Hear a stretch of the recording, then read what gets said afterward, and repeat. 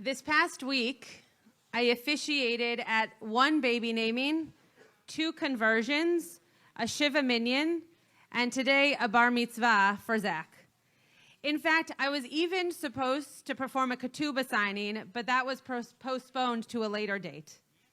The full circle of life, beginning with babies and ending with death, with so many pieces of beautiful life and hopefully for many years of life in between. When I was a rabbi in Northern California, just a few months before I left to begin my role here at Beth Am, I was asked to be the lead on a new project between the 4 conservative shuls, a Chevra Kadisha, literally a holy community, a group of people trained in the procedures, the liturgy, the steps of being with a family in their first moments of grief, watching and guarding a body and preparing the mate or metah for burial. At first, I was squeamish around the idea and frustrated that I was assigned this as a task and not asked if it was something I was passionate about. However, after months of study and classes with Rabbi Stuart Kelman and David Zinner of the Gamliel Institute, I recognized the beauty, the intimacy, and the sanctity, the real kedusha of this group of people. I was never able to see the Chevra Kadisha in practice because I moved to LA just weeks after our last session. But I was called and informed that our team came together for the first time to do their first tahara for one of the teachers in the experiential school I ran, who I was close to and who I never got to see again before she died. Though I was not there, having her be the first and in the hands of our Chevra Kadisha was very special to know. This week's parsha is named Vayechi, and like Parashat Chayei Sarah, it is the story of life lived, of legacy passed on, and of Joseph and Jacob recognizing the gifts of their lives. The second verse in our parsha reads, Vayikrevu Yemei Yisrael Lamut, Vayikra Livno LeYosef. Vayomer Lo, Imna Matzatichem Be'einecha, Simna Yadcha Tachat Yerechi V'yasita Imadi, Hesed Emet, Al na tikbereni b'Mitzrayim. And the time approached for Israel, for Jacob, to die, and he summoned his son Joseph, and he said to him, If now I have found favor in your eyes, put your hand under my thigh and vow to me in Chesed Emet. Please do not bury me in Egypt. Chesed Emet. Deal with me in loving kindness and truth according to the JPS, or deal kindly and truly with me according to the Koran translation. What could that possibly mean? Well, this phrase is used in the world of Chevra Kadisha to mean that just what Jacob is asking from his son, to do something full of loving kindness and in full faith and honesty, according to tradition, according to his father's wishes, and according to what will bring Joseph the most comfort in his father's absence. Rashi comments using Breshit Rabbah, the Midrash on Genesis, to say that the mercy of truth shown to the person who has died is true kindness because it cannot be repaid. The person who has died has hopefully participated in the mitzvot of caring for those who are grieving, but will no longer be able to do so, and yet we do it for every family, hoping that one day that same mitzvah is then done for us. We participate in meal trains, we hold chuppah poles, we offer tissues at Shiva, and those are all holy actions for the living. But what do we do for the person who has left this earth? When I started at Beth Am, the idea of a Chevra Kadisha was a pie in the sky.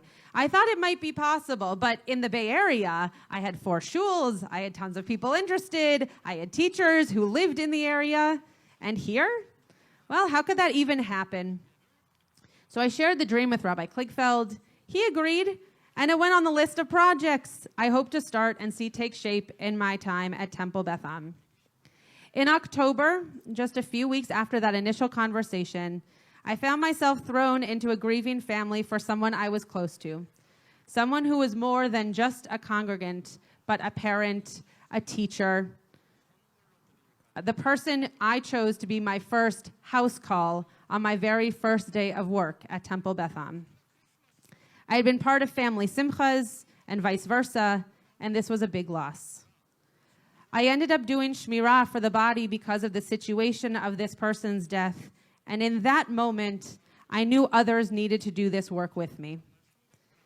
Beth Am is too much of a family, too committed to one another to not participate in the work of caring for one of their own as their soul is waiting to be tucked in to a final resting place. 1 month before the pandemic hit, I met with my friend and colleague at Ikar to begin the formation of our joint Chevra Kadisha.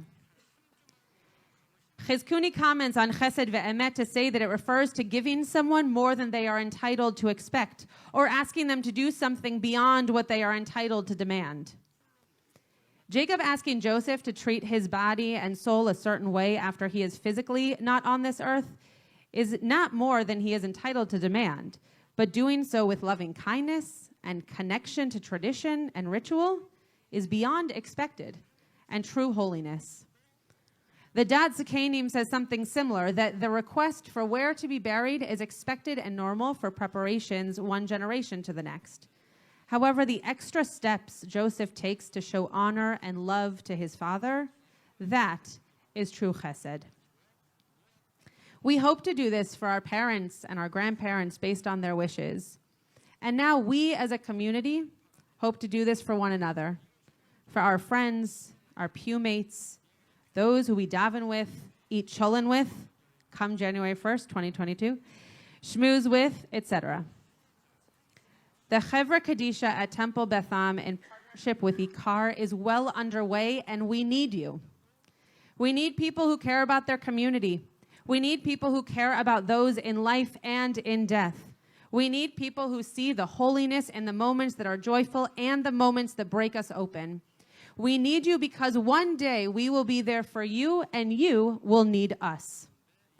The Chevra Kadisha has many more roles than just the ritual of Tahara. There is holiness from the moment of sending out a list to gather people for Shmirah. There is holiness in calling the cemeteries to understand logistics. There is holiness in preparing meal trains for the family. And there is holiness sitting with the deceased or preparing their body for burial. It is all holy because it is all done with the utmost truth and loving kindness. The Shnei Luchot HaBrit says the main ingredient of chesed, of kindness, is that it is to be performed without expectation of reward. Only when performed thus is one called generous. There's no greater virtue than that of chesed. This is why a person must train themselves to practice this virtue until it becomes second nature. Not only should we perform acts of kindness for the dead, but even more so for the living. In my work with the Chevra Kadisha thus far, I cannot agree with this statement, this commentary more. The profound awe, sanctity, spiritual connection through the ritual aspects, and the overwhelming emotion and gratitude and inspiration felt when a group is asked and everyone cannot say yes quick enough. The ritual is for the person who has died, but the mitzvah is for the living. The 4 families who have asked for tahara for their loved ones in the past 6 weeks or so have been held by this community in the most profound of ways. We should all be so lucky to be part of something so special. Jacob knew that his legacy, his life continued in the ways that his sons came together, even in his death. Zach, today you become a bar mitzvah, and working with you on your drash about blessing just echoes this drash about chesed and emet, loving kindness and truth. We need to know the people before us, next to us, and behind us to give them the blessings they deserve. Like Ephraim and Manasseh receiving their blessing for who they are, not just the order they were born. You, Zach, recognize how important it is to see a person in their uniqueness, to hold them accountable for what they can do in this world and how they bless us. Our Chevra Kadisha does the same thing. We see a person in the toughest of moments and bring out the holiness. We hold a family in their hardest hour and we say, "We've got this. Your community is here." We see the person and we give them one last individual and meaningful blessing. And it comes from a person who knows them, who really saw them, who truly can give an individual blessing based on their heart and soul, even one last time.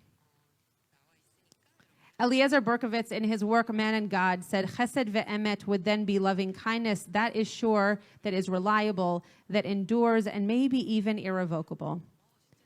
Zach, I hope for you that your life is full of truly seen people, giving blessing and not apologizing for the way that you see the godliness and the goodliness in them, like Ephraim and Manasseh. And Beth Am, I bless all of you to learn more about our Chevra Kadisha, and to join if you're interested. We need people who are committed to seeing the holiness and even the last moments of the life cycle.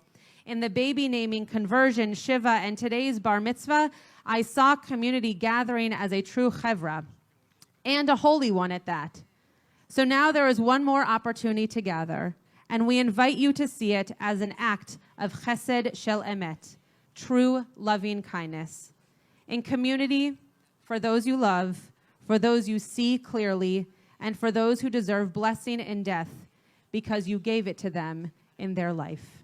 Shabbat Shalom.